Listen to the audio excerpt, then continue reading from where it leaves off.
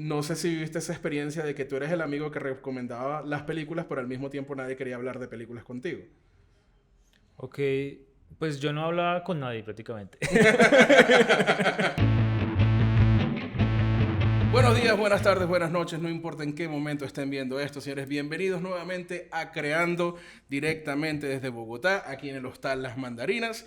Y tengo un invitado especial que ya yo he sido invitado de uno de sus podcasts varias veces y creo que es hora de devolver el favor o cobrar el favor, si se puede decir. Ajá. Una persona que su participación hizo un gran cambio en la comedia colombiana, a pesar de que quizás él diga que no es así. Y no solamente eso, sino que también es un gran escritor, un gran productor audiovisual, director, columnista. Y para usted de cantar, bienvenido el señor Davis Cortés. ¿Cómo estás, Davis? Gracias, don Orlando, ¿no? No sé cómo es. David, una de las cosas que me gusta conversar contigo, a pesar de que no nos conocemos de hace mucho, hemos tenido la oportunidad, gracias por invitarme a tu podcast. Trata sobre cine, sobre televisión, audiovisuales en general. Y me gusta mucho la forma como he escuchado varios otros episodios donde la conversa siempre es bastante fluida y se nota la pasión que le tienes al mundo del audiovisual.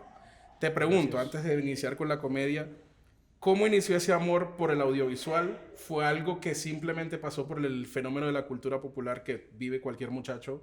¿O fue alguien que te instauró esa pasión por el cine? Uf, pues bueno, gracias por invitarme a tu podcast. No, pues arrancó por culpa de algo que odio mucho, que es el fútbol, ¿no? Y es que en el año 94 mis papás compraron un VHS para grabar los partidos del Mundial, ¿no? Ok. Estados Unidos 94. Porque pues, como que el VHS estaba así como medio entrando en boga, como que para las clases populares era algo como una máquina así súper innovadora. Y era alcanzable. Y era más o menos alcanzable. Empezó a ser más o menos alcanzable hacia los 90 porque como que a finales de los 80 ya gente tenía VHS, pero era muy poca gente la que podía costeárselo, ¿no? Entonces ellos lo compraron, pero como igual ellos no son muy como de máquinas y eso, como que me pusieron a mí a que lo manejara. Y los tres con mucho escepticismo pensando como, no, eso debe ser un mito, eso debe ser una entelequia, eso de que una máquina sea capaz de grabar imágenes de la televisión, ¿no? Como que nos parecía que eso, no, que eso era, o sea, nos decía, pues, o sea, como que un cassette pueda grabar música a la radio, vaya y venga, pero que una máquina pueda grabar imágenes de la televisión, eso es mentira. Entonces ellos guardaron la factura para pedir devolución por si acaso. Por si acaso. Y grabé el primer partido pensando que no iba a funcionar y cuando después como que revisamos en ese ladrillo negro que eran los VHS y le dimos rewind y luego play, como que parecía magia, ¿no? Parecía como alquimia. Y a mí siempre me pareció muy extraño, o sea, ese fue como el momento así como detonante, ¿no? Muy extraño que una máquina que podía comprar cualquiera en un almacén de cadena tuviera como ese poder casi de ciencia ficción, ¿no? Como que yo decía, esta máquina debe ser como, debería estar en la CIA o debería pertenecer a algún espía o algo así. Y entonces pues como que les grabé los partidos, obviamente con mucha resignación, pero ya después de que acabó el mundial y eso, seguí usando la máquina para grabar animación, ¿no? Para grabar Dragon Ball Z, para grabar alocuciones presidenciales. ¿Simplemente para tu propio consumo o las comercializabas? No, ¿Ibas no. a ver a tus compañeritos a que fueran a ver el capítulo? No, inicialmente para mí porque no tenía ni compañeritos ni amiguitos. Sabías usar un VHS, Sabía usar obviamente un no tenías VHS, amigos. pero no sabía usar habilidades sociales, por ejemplo. Ok. Entonces, sí, en principio sí era solamente para mí. Luego ya después, ya cuando era como quinceañero y tenía ya amigos, sí como que era un ritual traer al amigo para mostrar la película que había grabado de TNT. Y no tanto como para compartir la película con él, sino como para evaluar qué tan bien había quedado grabado. No sé si te acuerdas que, pues, que en esos canales, digamos, genéricos de películas, pues hay cortes a comerciales.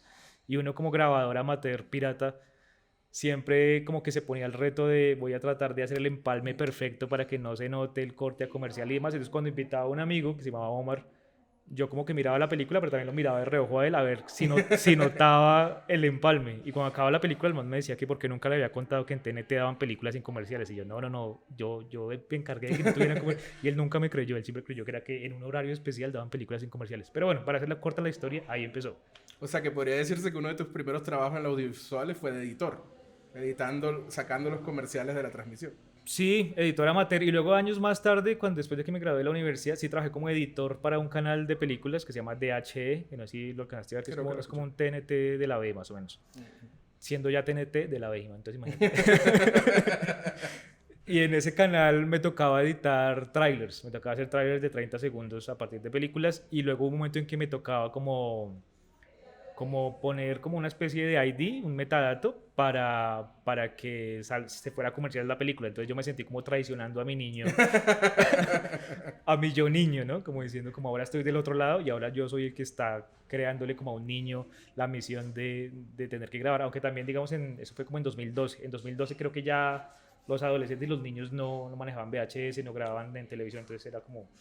Pero sí, editar fue como una de las primeras cosas que hice. No, qué chévere. Y ahora, dentro de esas primeras películas, obviamente acabas de mencionar que grababas animación, Dragon Ball Z. ¿Cuál fue la primera película que recuerdes que dijiste, esta es la película que tengo que grabar porque vale la pena volverla a ver constantemente? Pues yo creo que fue Desperado, la de Robert Rodríguez, que es como del 95, 94. Aunque antes de esa sí grabé en Canal A, que no sé si se acuerdan que Sí. a veces se llamaba Canal A. Dieron como un ciclo de Spielberg, supuestamente. Entonces dieron Jurassic Park, dieron E.T. y por alguna razón dieron Volver al Futuro. Y yo durante muchos años creí que Volver al Futuro era de Spielberg. Y Mucha a gente pesar todavía de... lo piensa. Sí, es que CMX es muy Spielberg looks like, digamos, ¿no? Y a pesar de que ahí decía Robert CMX y no sé qué, pues como que yo dije, pero los de Canal A dijeron un ciclo de Spielberg, debe ser de Spielberg. Pero bueno, estaba producida por Spielberg, ¿no? Entonces, sí, o sea, como que yo grabé eso porque había escuchado que Spielberg era importante, entonces las grabé todas y las que más me gustaron fueron las de Volver al Futuro y las repetí mucho, pero siento que yo las grabé más como impulsado por el buen nombre que tenía Spielberg, pero ya Desperado y eso sí fue como que me llamó la atención, como ese look western de un guitarrista que era pistolero también, entonces sí fue como, uy, tengo que grabarla y fue en Canal Caracol, eso fue en Canal Que Caracol. creo que es una excelente película como para un niño adolescente porque tiene todo lo que un niño adolescente quisiera tener. Es un personaje estrafalario, violencia, romance ya algo sexoso y obviamente como una historia bastante sencilla de seguir de un tipo con una guitarra tratando de matar a alguien que le hizo algo malo. Sí, Entonces, claro. creo que también es muy chévere cómo evoluciona el gusto por el arte. Y bueno, ya teniendo esa idea del tipo de película que te gustaba, ¿cómo ha sido la evolución? Porque una de las cosas que yo recuerdo siendo adolescente es que también me enamoré mucho del cine.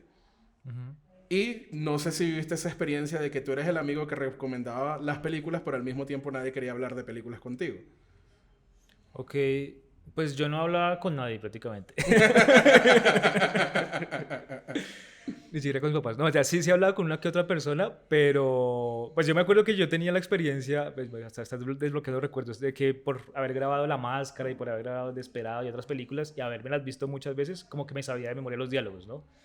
Y entonces mi hermano, que es 5 años menor que yo, pues yo lo acompañaba como al parque a jugar fútbol y eso, y él, digamos, es más funcional, es más social, tiene hijos incluso, o sea, es una persona normal, decente. Entonces él sí interactuaba bien con las personas porque hablaban de fútbol y de Fórmula 1, que también por esa época estaba muy en boga. Y yo con esas personas, con esos amigos que hacía mi hermano, yo los abordaba para decirles, oiga, ¿quiere escuchar un diálogo de La Máscara?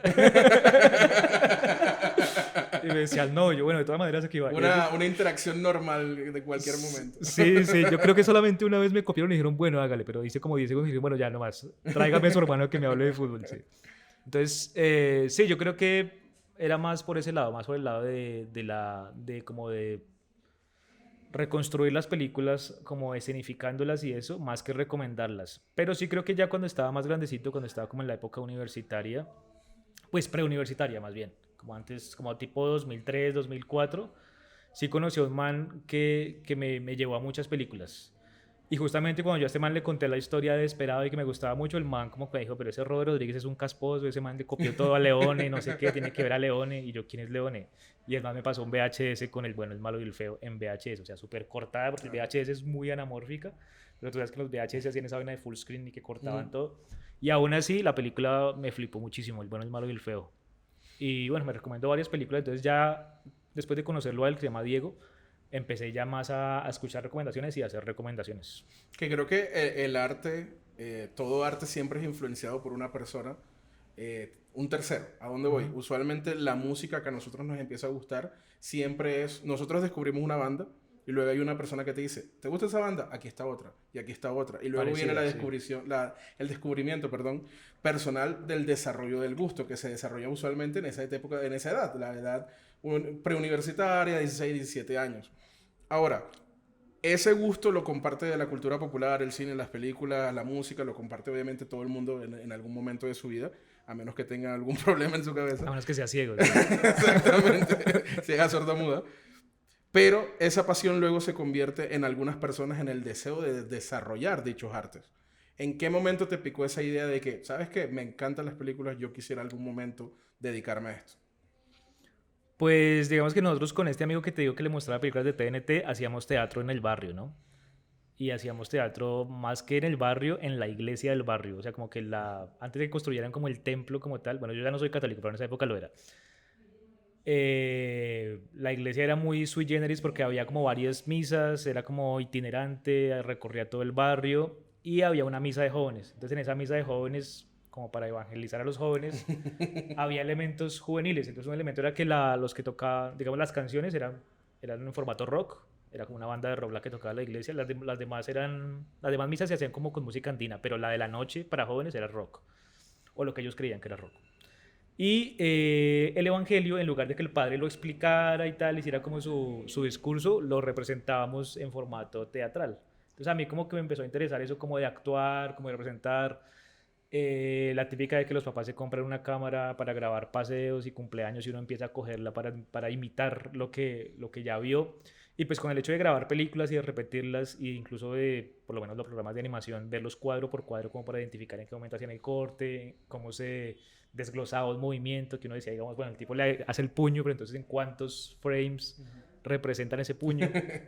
Y luego después uno dibujarlo así como en los cuadernos y tratar de hacer como animación muy artesanal.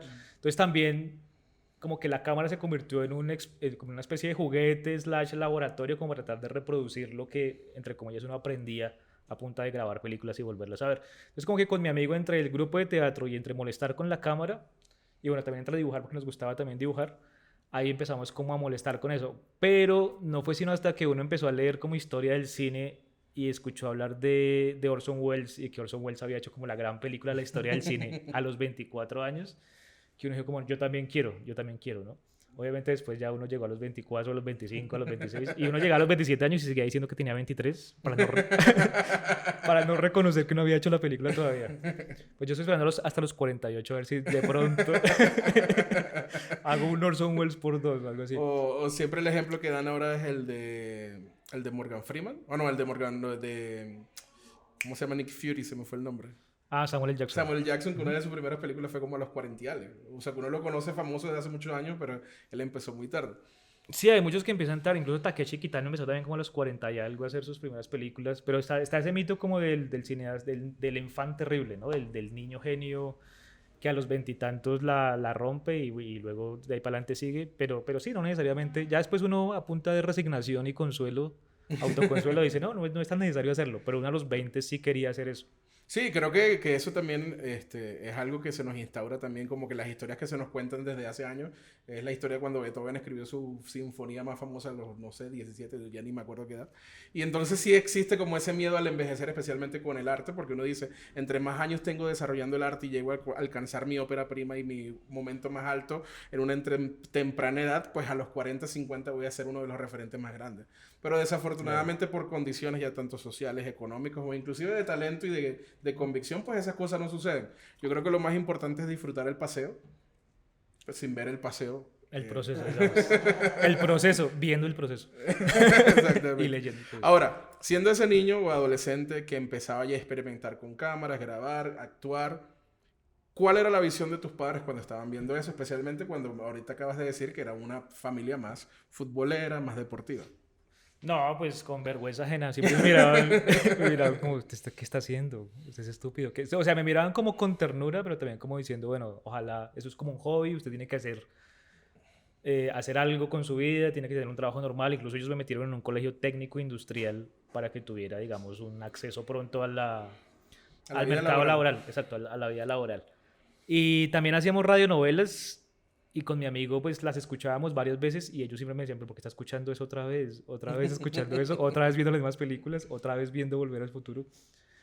Y como cuando yo les dije que quería estudiar cine, porque pues ya estaba como por terminar el colegio y ya como que uno estaba mirando qué posibilidades había, pues primero era como un escándalo que yo quisiera estudiar en la universidad, ¿no? Porque era como, no, usted tienes que trabajar, o sea, ya le pagamos el colegio, le pagamos un colegio técnico, yo pero nunca lo pedí, cállese, le pagamos un colegio técnico, pues tiene que trabajar. Y yo era como, pero no, yo quiero ir a la universidad, yo quiero estudiar cine, yo quiero hacer películas. Y era como, no, eso es para gente rica, eso es para gente por allá de Estados Unidos, por allá de Europa. Pero para nosotros que somos pobres, eso tiene que trabajar y ayudarnos en la casa. Y bueno, sí fue, digamos, esos años fueron, digamos, duros porque fue como esa confrontación, ¿no? Esa confrontación Claro. entre lo que tus padres quieren que seas y lo que tú ya empiezas a desarrollar tu personalidad y empiezas a querer ser, a pesar de pronto no tener las condiciones materiales para hacerlo y no tener como la conciencia de que esas condiciones materiales son las que hacen posible que hagas esas cosas, ¿no? Porque uno, digamos, es muy fácil soñar con ser cineasta y uno, digamos, se le queda la historia de éxito del cineasta tipo Robert Rodríguez, que también a los 26 años hace el mariachi y tal, o tipo Orson Welles y tal, pero uno no sabe que detrás de eso hay gente que de pronto tenía unos padres con dinero, de pronto tenía Claro. unas condiciones económicas más favorables que las que tenía uno, sino uno simplemente cree que son puras ganas y puro interés y pura voluntad y que a punta de eso la va a lograr, Que ¿no? el que es pobre porque quiere, prácticamente. Tal cual, tal cual. Entonces, como esa ingenuidad de Maía se manifestaba en el hecho en que uno creía que a punta de ganas podía lograrlo. Ya hoy en día uno, digamos, es más consciente y sabe que sí, esas condiciones materiales son las que determinan todo, pero también uno, digamos, pensando en lo mejor, dice como menos mal tuve esa ingenuidad, porque si yo hubiera sido, digamos, muy sensato, pues a lo mejor Te no... hubieras rendido más rápido, ¿no? Sí, claro, o lo hubiera descartado, hubiera dicho, bueno, el cine es como para otra gente, entonces dediquémonos Claro. a la albañilería o a lo que sea. Ahora, ese choque de la visión de tus padres, yo creo que la radicalización de una pasión viene usualmente con la oposición de la gente que te dice que no puedes o no deberías hacer eso. ¿Tú tomaste eso como fuego o inspiración o al contrario lo sentías como un peso encima de que lo tengo que hacer a pesar de? Sí, pues digamos que sí tenía como esa rebeldía de tengo que hacerlo a pesar de. Igual también tenía que ver con que en mi hogar yo era como el hijo del matrimonio anterior, ¿no? Entonces era como el hijo del matrimonio anterior y mi hermano era como el hijo del matrimonio, digamos, actual.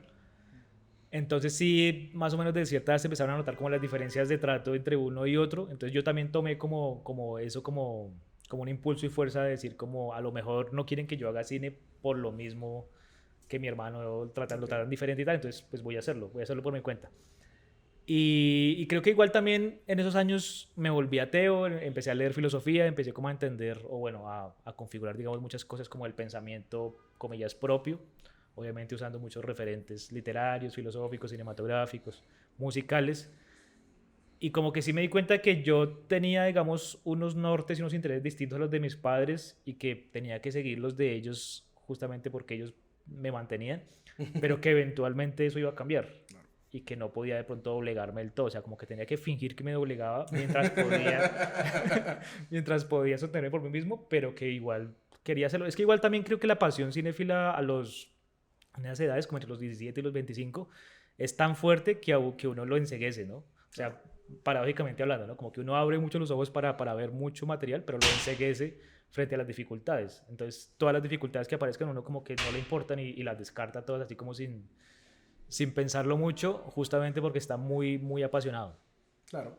No, y que esa pasión estás en el preciso momento donde si tienes una vida lo suficientemente, ¿cómo es la palabra que utilizan ahorita? Privilegiada, donde no tienes quizás unas carencias demasiado grandes, esos años de adolescencia y juventud temprana son los años donde hay más pasión y más idealización de las cosas que quieres alcanzar en el futuro, porque si tienes algo de privilegio no tienes que estar trabajando desde las 7 de la mañana o desde los 16 años y te permites la idea como que, ¿sabes qué? Quisiera empezar a agarrar una cámara, quisiera grabar, quisiera editar, quisiera actuar, quisiera hacer cualquier tipo de arte. Ahora, creciendo un poco más, entrando a la universidad, ¿cómo fue ese proceso ahí? ¿Y sientes que dentro de ese proceso hubo cosas que realmente todavía te acompañan hasta ahora? Bueno, pues sí, claro, algunas. Pues digamos que cuando entré a la universidad yo no entré a estudiar cine, porque igual dijeron como al carajo con el cine y tal, imposible. Aunque igual yo sí lo intenté entrar a la Nacional a estudiar cine y no pasé. Entonces fue como una forma de que la realidad les diera la razón a y dijeran como, pero sí de que no se puede, sí de que no se puede. Pero entonces también por esos años, por los años del preuniversitario, me empecé a interesar más como por las humanidades. Entonces como por la filosofía, la sociología, la antropología, la historia. Y vi que había otra posibilidad universitaria un poco más realista, que era estudiar licenciatura en Ciencias Sociales en la Universidad Pedagógica Nacional. Y como que se los pregunté a mis papás y dijeron, no, sí, eso está como más realista. pues como que dijeron, o sea, como que si va a sufrir, nos interesa, ¿sí? Porque como que era para ser profesor Claro. de colegio. Entonces dijeron, eso suena como a sufrimiento, sufrimiento igual trabajo, trabajo igual usted no es un vago, o sea, sí, de una. Entonces como que me metí a estudiar ahí, pasé el examen, me metí a estudiar ahí y al principio lo disfruté mucho porque los primeros semestres son muy disciplinares, entonces como que uno estudia filosofía, epistemología, historia y tal, pero ya después como de tercero o cuarto ya le meten mucha pedagogía y lo disciplinar como que lo dejan muy de lado y ya son pues son extremadamente pragmáticos como en decirle a uno que uno va a formar niños de Ciudad Bolívar que están muriendo de hambre y no conocen a su padre Claro. o no saben cuál de los tres tipos con los que se le va a su mamá es su padre. Entonces, como que la prioridad de uno es como atender esas necesidades y no tanto meterles contenido a los chinos o tener la claridad conceptual que de pronto en otras carreras sí se requiere. Entonces, eso me decepcionó mucho y eso, digamos, coincidió con un fenómeno ya, digamos, mundial y es el hecho de la aparición de la piratería en DVD. Que eso fue 2004-2005, ¿no? Que Claro. es este famoso hacker. Empezaron con los VCDs y luego los DVDs ya entraron como en vigencia. Sí, yo afortunadamente, digamos, no era tan pobre como para usar VCD. Yo viví en Venezuela, teníamos VCD. ¿Ustedes tenían VCD? Llegué a tener lector de VCD y luego ya llegó el DVD a la casa. Ah, ok. Yo sí escuchaba lo del VCD, pero creí que era un mito urbano.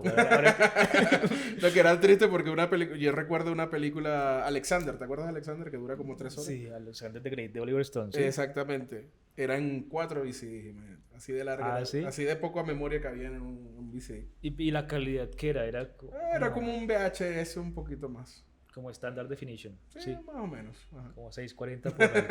Ok. No, pues bueno, digamos que lo que sucedió fue que en la pedagógica habían como chazas, ¿no? Como sitios donde la gente vende dulces, cigarrillos y demás.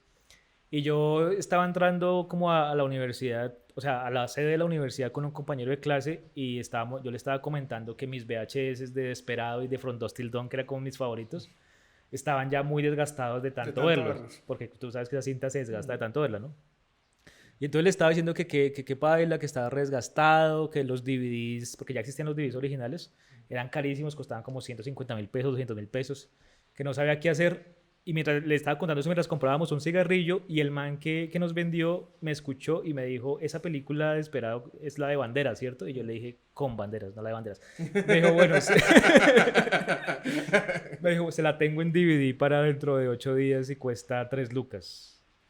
Y yo, ¿qué? ¿3 lucas? Para mí fue como así. Entonces el man me dijo, sí, no sé qué, y me mostró un catálogo. Y el man como que era capaz de conseguir películas en DVD, obviamente piratas. Y costaban 3 lucas. El man no tenía películas allí mismo exhibidas, pero uno se las pedía por el catálogo.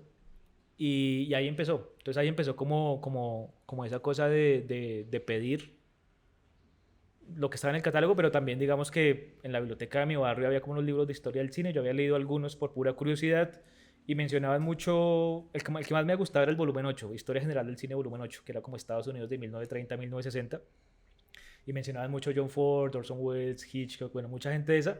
Y como que esos nombres siempre los mencionaban mucho, los repetían, los asociaban con calidad, los asociaban con innovación. Entonces como que cada vez que yo veía alguno de esos títulos en el catálogo del man, yo le decía, bueno, deme esta, debe esta, debe esta. Y así empecé como a ver cosas. Entonces sí creo como que fue esa etapa universitaria la que me formó. También como que el haber estudiado ciencias sociales implicaba, digamos, un rigor en la investigación, un rigor en la investigación de las fuentes, un rigor en la investigación como de los textos. Y luego, digamos, ese rigor aplicado como a la investigación de la historia del cine, creo que también me ayudó como a formarme un poquito Y mejor. supongo que también al momento de la escritura de guión, porque creo que dentro del proceso investigativo, una de las cosas más difíciles para mí, porque realmente sí soy algo perezoso en eso, es el proceso, se me fue la palabra, pero es cuando empieza a hacer la investigación completa de libros, recursos audiovisuales y buscar la forma para la creación de cualquier tipo de contenido. Mientras que usualmente me gusta más escribir sobre vivencias personales o sacando ideas de vivencia externa. Entonces supongo que perdón, que tú, teniendo ya una carrera universitaria donde te enseñan eso, también te facilitó también la idea de la escritura. Pues mira que casualmente no fue tan así porque, o sea, yo no sé si de pronto por pura rebeldía o pura ignorancia, en esos años yo no concebía el guión como algo fundamental. A mí me parecía que el cine tenía que ser puramente visual y que incluso aquellos que hablaban del guión y que le daban mucha preponderancia a la historia, al plot, a la trama y demás, eran impuros. O sea, yo decía, el cine es pura imagen, puro choque, puro montaje, ¿no? Pura coreografía. Y como yo me había formado viendo películas principalmente de acción, pues en esas set pieces de acción, pues uno, digamos, uno pues ya después entiende que esas set pieces de acción están resueltas con una frase muy escueta en el guión y es casi puro arte del director, del coreógrafo, del director de fotografía. Claro. Desarrollar eso, digamos, pues con la especificidad propia del cine, ¿no? Entonces a mí, digamos, en esa época, yo me acuerdo que desde la pura arrogancia y la pura ignorancia, yo decía, no, es que el cine no tiene que ser trama, el cine no tiene que ser historia, no tiene que ser guión, el cine tiene que ser pura imagen. Y como que la historia y el guión es un mal necesario, o es como, sí, como una especie de caballo de Troya para que la gente disfrute imágenes. Después, más adelante, pues aprendí que en términos industriales sí, obviamente está primero el guión y que incluso es excepcional aquel que tiene como una especie de talento visual para llevar el guión más allá. Y también después uno aprende que hay gente como Peter Greenaway o como Robert Bresson, que ya desde un conocimiento mucho más profundo plantean... Visualmente escrito lo que quieren ver. no, tienen incluso ensayos casi que filosóficos donde plantean que el cine se está desperdiciando al limitarse a narrar relatos o al limitarse a filmar dramas, ¿no? Incluso lo llaman despectivamente teatro filmado o relatos filmados y dicen no podemos permitir que el cine se desperdicie en eso, el cine puede dar muchas más cosas, tiene una potencialidad mayor, al punto de que gente como Robert Bresson dice yo no hago cine, yo hago cinematógrafo y tiene como un libro llamado Notas sobre el cinematógrafo donde teoriza y dice que hay que tomar caminos distintos a los que está tomando la industria. Ahora, en ese desarrollo, cuando empiezas a consumir ese cine, ¿cuál fue el primer trabajo en el que te sentiste orgulloso de haber realizado? Porque, ok, ya venías de las radios, de la radionovela, ya Sí. habías empezado a editar tus cosas, habías empezado a pararte en teatro. ¿Cuál fue la primera producción audiovisual que dijiste, yo funciono para esto? Uf, pues no sé si producción, o sea, como que nosotros hacíamos, bueno, nosotros quiero decir, como que yo empezaba a hacerlo y luego engañaba a alguien para que me ayudara, o lo convencía o lo chantajeaba o algo así, como cortos muy amateurs, pero en esa época uno no lo consideraba amateur, uno decía, pues estoy haciendo esto y es lo que me apasiona y tal, o sea, ni siquiera se lo pensaba ni lo juzgaba, simplemente lo hacía y ya, y vivía por hacerlo, ¿no? Algo así como lo que decía Guillermo del Toro, obviamente guardando las proporciones, no nos queremos comparar con él, para nada. Pero digamos, él decía que él hacía mucho Super 8, ¿no? Él hacía mucho Super 8 antes de hacer su primera La película, película. Cronos, perdón, y que él compraba, digamos, sus rollitos y los mandaba a revelar en la droguería y que él no pensaba en cuánto voy a ganar con esto, sino pensaba en cuánto me va a costar esto que quiero hacer y tengo que trabajar haciendo maquillaje o haciendo otras cosas para costearme esto que voy a hacer, a sabiendas de que no voy a ganar ningún dinero con eso. Entonces, obviamente, digamos, yo no soy de esa generación del Super 8 ni nada, soy más de la generación del video. Entonces, yo hice como unos 3 4 cortos con una cámara web, con una webcam, o sea, lo que pasa es que hoy webcam significa otra cosa, ¿no? Pero con una, con una, con una cámara web, sí, con una cámara web antes de que se empezara a usar para, Para para, darle trabajo a todo Medellín. para darle trabajo, exacto. Para reivindicar, sí, para sustentar el feminismo y otras dolencias del siglo XXI. Bueno, en fin, como que, sí, en esa época webcam significaba solamente, pues ya no más. En esa época la cámara web era como algo que medio se usaba en los cafés internet, se usaba ahí como para, ni siquiera existía Skype todavía.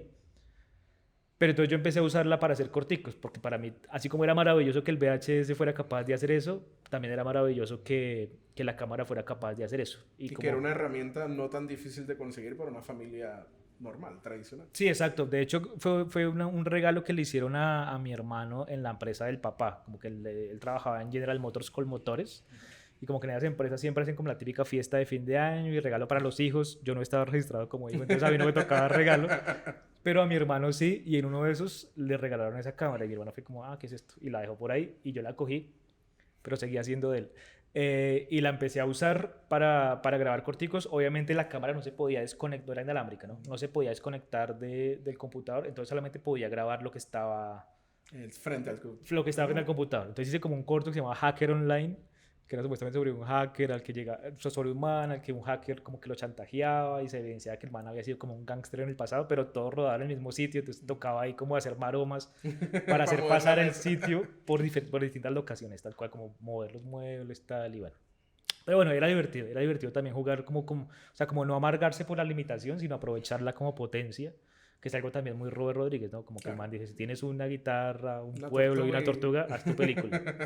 Y también en esa época, pues que el internet ya fluía un poco más, pues como que uno usaba el internet 1 hora a la semana para consultar cosas sobre cine, cosas sobre cómic. Bueno, tenemos esa pasión compartida también por el cómic, por el mundo geek.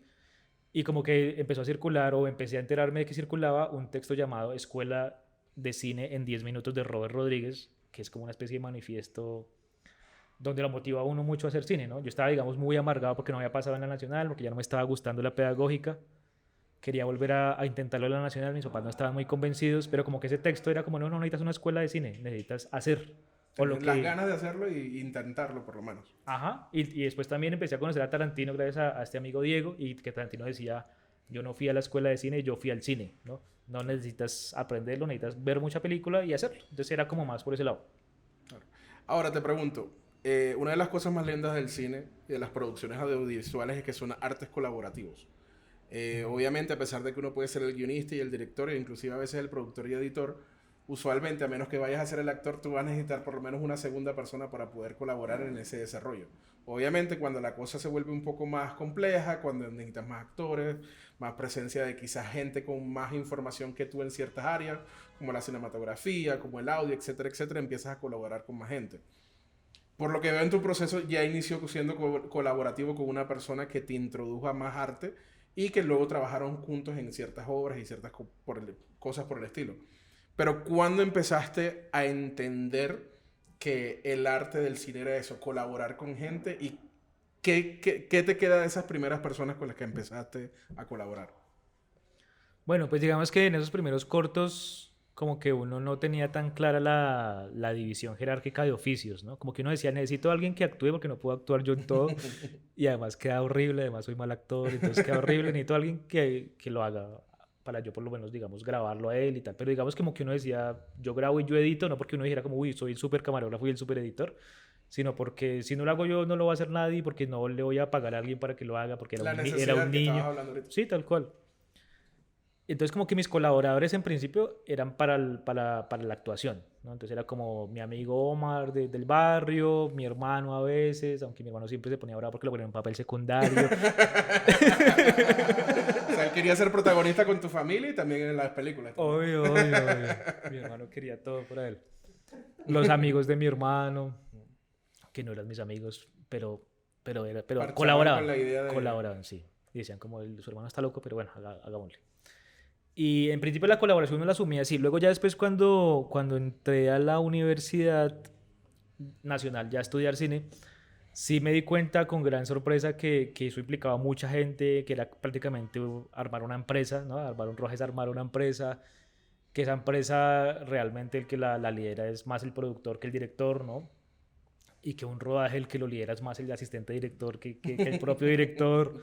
Y fue como, uy, no, qué presa. Y además como que yo siempre he sido muy, muy malo socializando, me da ansiedad social, no me gusta mucho relacionarme con la gente. Entonces era como, uff, tengo que depender de mucha gente para hacer algo que yo cuando era niño hacía prácticamente solo. Y pues sí, lo hacía más chambón y todo, pero me gustaba más como esa emoción de hacerlo entre comillas solo, obviamente con algunos colaboradores, que esta otra cosa que era mucho más burocrática, Más compleja. más compleja, más Más enredada. rígida también. Sí, tenía mucha rigidez también. Y sobre todo el hecho de que creo que los proyectos, digamos, donde alguien lograba convencer a los demás para que colaborara como director de arte, como DP o como lo que fuera, eran de gente carismática, ¿no? O sea, no era como tanto el proyecto súper rompedor o vuelamentes, sino era como, este man es guapo, este man es guapo. Mi amigo Andrés era súper guapo y súper carismático, entonces el man siempre lograba como que todo el mundo quisiera trabajar con él. Y cuando yo lo intentaba, nada, me abandonaron varios productores, siempre era un problema.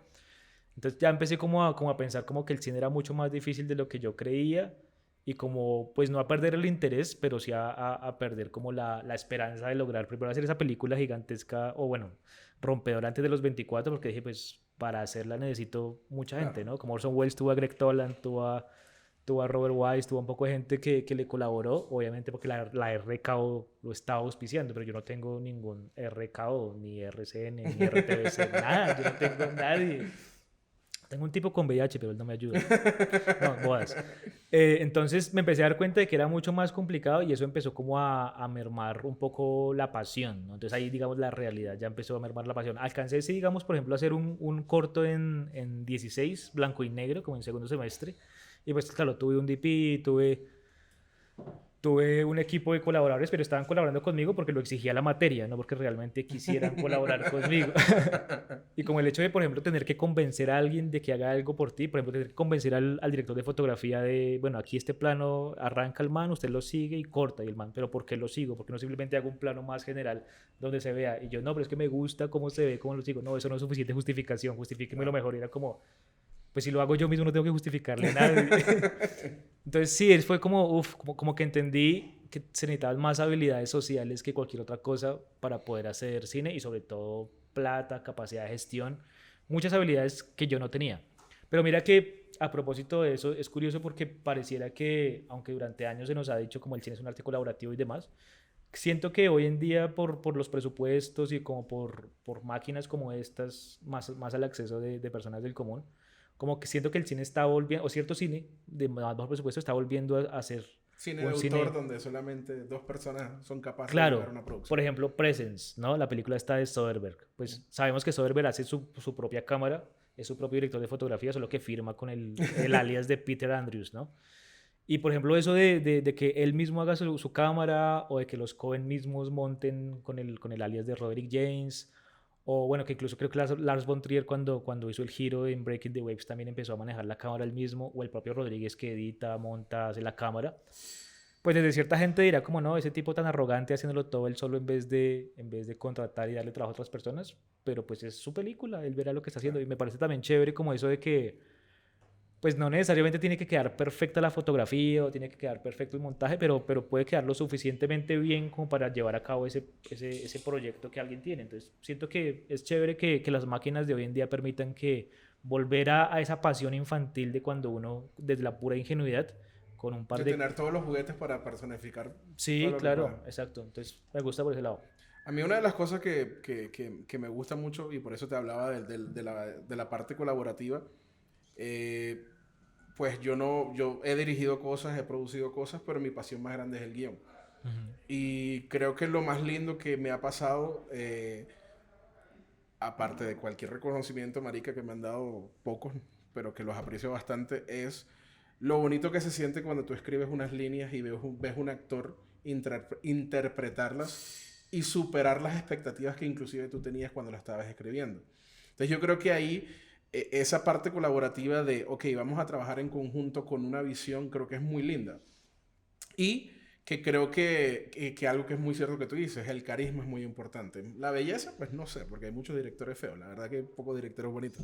Pero creo que la intención, y lo descubrí cuando empecé a hacer audiovisuales y que descubrí algo que yo no sabía que tenía, porque al igual que tú, a pesar de que sí tuve amigos en mi infancia, no era una persona muy sociable, o por lo menos muy con alta autoestima de estar hablándole con todo el mundo, siendo la estrella o siendo el foco de atención, pero que Sí. descubrí que al momento que yo tenía una pasión de contar una historia, podía sentarme con alguien que sabía más que yo en algo, ya sea en actuación, en dirección de fotografía, ya sea en decoración, y por lo menos por la pasión que le estaba transmitiendo, el mensaje era, ok, vamos a copiarle a este man.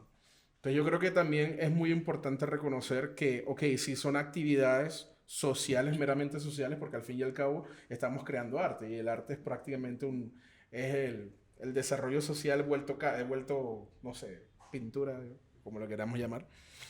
Ok. Yo creo que es muy bonito a entender que la gente nos copia cuando encontramos las palabras correctas para hacerlo. Y aquí quiero saltar a algo, que creo que es algo que tú experimentaste cuando en tu tiempo como comediante, y es que la risa es una respuesta al mensaje convincente que tú estás tratando de dar, sumado con creatividad, pero con retórica, porque creo que la comedia también se basa mucho en retórica. Entonces hagamos ese Sí. salto de pasar de ser una persona, como tú lo dijiste, un niño más retraído, creciste un poquito, empezaste a colaborar, te diste cuenta que algunas cosas se volvieron un poquito más complicadas porque necesitabas mucho más esa interacción social, pues que tú no estabas desarrollada en ese momento. ¿Cómo es ese salto ahora? Me voy a parar en una tarima a establecer una conexión social y emocional con el público que me está viendo? Nunca pasó. Sigo, sigo esperando que pase.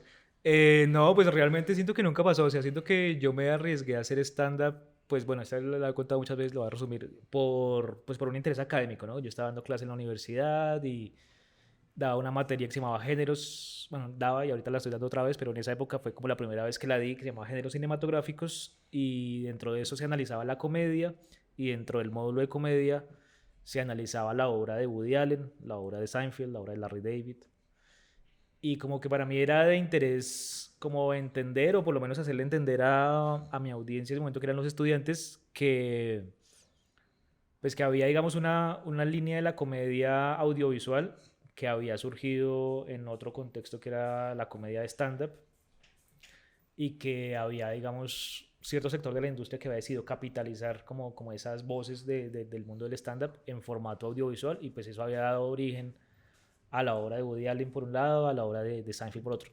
Entonces como que ese era todo mi interés y pues como que se veían las películas y las series de esta gente y se veía de pronto alguno que otro show de stand-up como el I'm Telling You for the Last Time y demás. Y ya, pero entonces un estudiante me preguntó que cuál era la diferencia entre comediante y cuenta chistes y yo no supe cómo responder asertivamente, o sea, pues fingí tal, fingí demencia, como que sí, fingí que me entraba una llamada, bueno, lo de siempre, lo que siempre digo, pero entonces como que respondí con cualquier cosa, pero en mi foro interno sabía que no sabía, entonces como que decidí empezar a indagar. Y en la indagación fui a un show de comedia, a un open mic más que a un show de comedia, y ahí me di cuenta que aparentemente era muy fácil, porque pues como que pues, se pararon 10 personas, muchos incluso con papel, muchos leyendo desde el celular, la mayoría hablaban como de cosas muy urbanas, muy callejeras, muy como de barrio, tal. Entonces pues como que yo dije, si yo puedo dar 4 horas de clase no voy a poder pararme 5 minutos, es muy fácil, pensé que era muy fácil. Y pues como que igual yo ya había empezado como a escribir literatura o a intentar escribir literatura y había como algunos textos donde como que se privilegiaba la primera persona, la narración en primera persona. Y pues la narración en primera persona suele ser, digamos, darle mucha... O sea, como que más que al relato se le da preponderancia a la voz, ¿no? Y como a lo que esa voz piensa, siente, a cómo esa voz se expresa, a cómo esa voz puede de pronto tener la licencia de ser incorrecta, de ser iconoclasta, ¿no? De ser polémica. Entonces como que sí, como que sí había un texto ahí sobre la calvicie que estaba explorando algunos, digamos, registros humorísticos. Entonces como que pensé que a lo mejor podría servir, lo adapté como al contexto colombiano y lo dije y funcionó. Y como que eso que haya funcionado fue como un problema porque como que me la creí muy rápido, como que dije, ah, bueno, esto es breve, solamente tengo que escribir, aprenderlo de memoria, Y listo. controlar los nervios, decirlo tal cual me lo aprendí y ya. Y luego me di cuenta que no, pues que había otra serie de habilidades que no tenía y que no tengo y que pues había que desarrollar para rendir o para ser solvente en este nuevo medio, ¿no? Que no era simplemente como llegar y recitar un texto y ya. Entonces, siento que durante esos años lo intenté principalmente como por hobby, como por hacer algo distinto al mundo académico, que también pues, puede ser un poco agobiante por ratos, aunque también es bastante divertido y se aprende muchísimo, pero puede ser agobiante, digamos, en el sentido en que es un mundo en el que la gente es muy solemne, ¿no? Y se toma muy en serio a sí misma y Claro. tal. Entonces, como que para mí fue un descanso encontrarme con este otro mundo donde la gente no era para nada solemne, donde la broma estaba como a flor de piel, pues digamos no de muy buena calidad y no de buena factura, pero digamos que la gente tenía por lo menos la intención de escuchar Claro. bromas y de decir bromas y de ser incorrecta y de escuchar cosas incorrectas y tomárselas bien. Digamos que también me di cuenta que la gente se toma muy en serio a sí misma también en este contexto, porque todo el tiempo está diciendo como, bueno, ¿sí vio mi chiste? ¿Sí vio lo que dije? ¿Sí vio? Y es como, cálmese. El ego del comediante, ¿Sí no vio nada más la risa. la energía del público? Sí. Y bueno, son esotéricas porque hablan de la energía del público, por ejemplo. Yo nunca he entendido eso, a qué se refieren con la energía del público. ¿Cómo está la energía hoy? Tal. No, digamos que hubo muchas cosas del mundo del stand-up que me apasionaron y que me llegaron a gustar y que incluso se volvieron adictivas, pero ya llegó un momento en que se volvió como... O sea, como que yo me quedé en el mundo del stand-up porque era como un trabajo, era una oportunidad de hacer dinero y de huir de un trabajo muy administrativo que tenía. Ok. Entonces, pues me quedé ahí y eso me duró como 5 años quedarme ahí, pero bueno, ya pasó. Ahora te pregunto, obviamente dentro de ese de periodo apareció un proyecto llamado Con ánimo de ofender. No te voy a hacer la simple pregunta de cómo entraste, ¿Cómo cómo empezó? terminó, ni nada por el estilo. Pero sí me gustaría saber es lo siguiente. Todo proyecto en el que nosotros participamos, especialmente los colaborativos, como lo estábamos hablando ahorita, siento Ajá. que nos dejan una enseñanza de las cosas que queremos hacer en el futuro y las que quisiéramos evitar en el futuro. Dentro de tu tiempo, dentro de CADO, ¿qué cosas sacaste de ese proyecto que ahorita estás aplicando en tu faceta como escritor, podcaster, en fin? ¿Y qué cosas de ese proyecto dijiste, sabes qué, prefiero dejarlas ahí, continuar con otras cosas? Ok, bueno, pues ahí aprendí varias cosas de ellos, obviamente. Pues aprendí, por ejemplo, que sí, como es, digamos, como esa energía de nadie, de hay que dejar de esperar que las cosas pasen o que llegue alguien y lo descubra a uno y diga como, porque digamos que también hay una época en la que uno soñaba con que llegara Spielberg y dijera como, uy, usted hizo ese corto con una cámara web, de verdad, vamos, vamos, vamos. Eso no va a pasar. Pero sí hay una época en la que uno soñaba con eso y creo que también mucha gente que de pronto está empezando en el mundo del audiovisual, aunque yo no sé si en estas generaciones, de pronto no tanto, pero digamos, de mi generación sí soñaba con eso, ¿no? Y con que pasara algo, pero ese algo tenía que venir desde afuera. Entonces siento que la gente de Cado demostró que no había que esperar a que Netflix viniera a grabarles un especial o a que Comedy Central viniera a descubrirlos, como que YouTube era una herramienta perfectamente utilizable para eso, como una ventana, un parlante o una plataforma, como queramos llamarlo, y que simplemente había que hacer algo, ¿no? Obviamente ellos no programaron el éxito que tuvieron o que tuvimos, ni calcularon que si hacían A más B igual éxito total, simplemente se arriesgaron a hacerlo también después de haber recibido, digamos, golpes de rechazo de la industria, ¿no? Porque digamos que Claro. tanto el niño, es decir, Camilo Sánchez, como Gabe o como, bueno, como no, pero digamos como varios de esa generación estuvieron en los callbacks que hizo Comedy Central como entre 2016 y El 2017. infame callback de Comedy Central. Sí, exacto. Los callbacks que se tildan mucho de haber sido amañados, de haber estado arreglados. Y entonces como que dijeron, pues, si Comedy Central no me avala, entonces eso quiere decir que no voy a ser comediante, eso quiere decir que no voy a tener como el sello de comediante, me voy a quedar toda la vida en bares y demás. Y pues empezaron a hacer lo suyo, al punto de que incluso desarrollaron un formato como lo es Underground, que tiene, digamos, más visualizaciones que muchos videos, o que muchos, que casi todos los videos de Comedy Central, ¿no? Obviamente, pues Claro. ya tenían el público conquistado por Con Ánimo. Y bueno, haber hecho un formato, digamos, innovador como lo es Con Ánimo, también sin pretender, digamos, ser innovador, sino como como Tener gan una idea y correr con ella. sí, o sea, como con el impulso infantil de hacemos esto y lo compartimos entre amigos y lo hacemos como por divertirnos, tal como digamos en mi época yo con mis cortometrajes de niño lo hacía con mis amigos y con mi hermano y con los amigos de mi hermano, pues era como ese mismo impulso, solamente que usando las herramientas de ahora, solamente que en vez de unos niños en una sala, en un televisor catódico viendo un VHS de algo que se grabó la noche anterior, pues es YouTube, ¿no? YouTube y un link que se comparte. Obviamente eso generó unos efectos que todos ya conocemos y siento que fue esas ganas de hacerlo y ese simplemente hagámoslo y no esperemos que alguien venga a descubrirnos lo que de pronto sí es lo que más, no solamente yo, sino mucha gente le puede aprender a la gente con ánimo, ¿no? ¿Y alguna cosa del proyecto dijiste, en ese momento lo disfruté o en este momento lo parecía lo correcto, pero ahora que estoy afuera de ese proyecto y tratando de hacer otros distintos, uno que digas, sabes que creo que esto no me sirve ahora? Pues yo creo que es de pronto burlarme del físico de alguien más o hacerle bullying a alguien más para cosechar risas de otros y como que ganarme la aprobación de una tribu, digamos, mediante las risas a través de burlarme de alguien más. O sea, me parece que eso, digamos, en su momento parecía estar bien Y porque funcionaba y era claro. parte de la estructura del proyecto. Sí, sí, claro. Y como que el hecho de que todo el mundo lo avalara a uno, incluso no solamente los que se estaban riendo ahí, sino los que después comentaban, pues hacía que uno dijera como, está bien, Claro. está perfecto, eso es lo que hay que hacer. Pero después uno se pone a pensar esa persona cómo se siente, esa persona cómo se va para la casa después, esa persona, sí, esa persona, digamos, puede que se haya sentido vulnerada y yo objetivamente no tenía nada en contra de esa persona, Simplemente lo hice porque era un recurso que ya había visto que funcionaba y dije, pues yo puedo hacer esto y genera un efecto, genera un resultado y ese resultado me beneficia. Entonces me parece que es un poco bajo, me parece que la comedia en la que uno se burla del físico de alguien más es baja. Ahora, del intelecto de alguien más sí hay que hacerlo. Sí, Sí, sí, porque el intelecto sí se puede cambiar, ¿no? Se pueden leer sí, algunos más o libros, se puede menos. estudiar un poquito. Pues eso sería como más la cultura que el intelecto, pero sí, sí, yo creería que es un poco más legítimo hacer eso, porque digamos nadie elige, no sé, ser gordo, ser cojo, ser muelón, lo que sea, no lo eligieron, y uno como burlarse de alguien que no eligió eso, es como bajo, digamos. Entonces Claro, sí creo que ese tipo de cosas ya no las hago, ni siquiera en contextos privados ni nada. listo. Ahora, antes de terminar, hablamos de inicio, nudo. Hablemos no del desenlace porque queda mucha vida y muchas historias por contar. Pero, ¿qué proyectos estás trabajando ahora?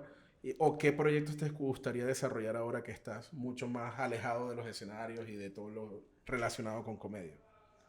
No, pues a mí igual me interesa la literatura y yo procuro escribir un libro al año, más o menos como desde 2012. Otra cosa es que no se publique un libro al año porque entre escribir y publicar pues hay una distancia enorme, Claro. ¿no? Este año sale un libro que es un libro de crónicas, es un premio de Idartes. Ahí hay una crónica mía sobre, justamente sobre el mundo del DVD pirata y sobre mi relación con Luis Ospina, con el legendario cineasta caleño que vivió muy cerca de acá de donde estamos, en la 45 con, séptimo, con 13 vivía, cuando vivía. Y él me mostró muchísimas películas en VHS, en DVD. A través de él me di cuenta de que la gente grande y famosa también pirateaba, ¿no? Entonces, solo que él pirateaba muy elegantemente, no pirateaba como en China y en Perú, ¿no? En, Ok. en Hong Kong y en Lima, que son como los dos grandes centros de piratería de DVD que había en el mundo en ese momento. Entonces, por eso, digamos que me interesa el mundo del texto, el mundo pues de la literatura, de los cuentos, las novelas, la crónica. Tiene, digamos, una recepción más lenta, ¿no? O sea, pues por lo menos nada más esperar a que se publique ya es un trecho largo. Luego, después de que se publique, que la gente lo lea, ya es otro trecho largo y que esa gente que lo lea lo empiece a comentar, ya es mucho más largo que simplemente subir algo a YouTube y uno tiene una respuesta más inmediata, ¿no? En caso de que tenga respuesta. Pero también creo que el hecho de que se demore mucho en llegar a esa recepción hace que uno se lo tome mucho mejor, porque de aquí a que llegue la recepción yo ya estoy en otra cosa, y entonces Claro. si llega un feedback muy negativo, pues no me va a afectar, porque pues yo ya habré hecho, digamos, una curva de aprendizaje que me habrá dicho, bueno, igual tienes razón, yo ya estoy en otra cosa y ya de pronto esos errores que me están señalando, yo ya mismo los vi, Que no entonces es todo lo contrario, que es todo lo contrario a la comedia, a la que era comedia, exacto. inmediata, el rechazo era Sí, inmediato y la gratificación también. es que sí, esa inmediatez siento que puede jugar muy en contra. Es Es como una adictiva. espada de Damocles. Puede generar una adicción, puede generar mucha confusión. Obviamente también genera gratificación, pero siento que es muy, muy peligrosa. Y lo mismo, si de pronto alguien dice, uy, ese texto que usted escribió hace 10 años o hace 5 años es la hostia o es increíble, pues tampoco me lo voy a tomar tan en serio porque pues ya voy a estar en otra cosa. A lo Entonces, mejor para ti ya te parece como que, ok, pero a mí ya no me gusta. sí, exacto, porque como bueno, pues si te gusta, chévere, pero a mí ya no me convence. Ahora, Mm, una última pregunta. sí. Va específico que algo que tú haces que me da mucha risa. Tú no tienes casi redes sociales. Creo que No, poco manejas. LinkedIn. Me pueden Pero seguir en sí, LinkedIn, sí. pero sí estás en Facebook. Estoy en Y una Facebook. de las cosas que haces en Facebook que me da mucha risa es que tú compartas como interacciones de personas que te escriben DMs o que te escriben comentarios o cosas por el estilo. Ok. Obviamente el espíritu del comediante nunca se pierde. Creo que el comediante siempre va a tener la forma de decir lo gracioso cuando tiene que decir lo gracioso. Y a mí me da mucha risa esos comentarios. Pero lo que más me gusta de eso es como cómo tú afrontas también la forma en cómo todavía la gente te recuerda. Hay mucha gente que te escribe por cosas de Cado, por alguno de tus chistes y siempre te están preguntando cuándo vuelves, cuándo vuelves, cuándo vuelves. Y tú siempre encuentras una forma retórica de contestar la pregunta, mamándoles algo de gallo y haciendo, insultándolos o haciéndolos reír un Siendo poquito. bromas. Sí. Exactamente. Insultándolos jamás. Pero todo chiste viene de una realidad. Creo que toda la comedia viene de la verdad y en ese momento te está haciendo gracioso y estás utilizando la verdad. ¿Qué sientes en ese momento cuando la gente te escribe por el Davis de antes y no te escribe por el Davis de ahora? No, pues, digamos, siento como agradecimiento de que todavía se acuerden de esas cosas que uno hizo con esos niños drogadictos durante esos años. Porque, pues sí, digamos que no es que lo recuerden para molestarlo a uno, lo recuerdan, digamos, Con para... cariño. Con cariño, claro. Y pues es de agradecer. Como que sí había una época cuando yo todavía tenía Instagram, en donde sí me parecía, a pesar de que me lo decían con cariño, yo me lo tomaba mal, porque hubo una época en la que yo intenté hacer una carrera como comediante, digamos, en solitario, hacer shows, llenar, y fracasé.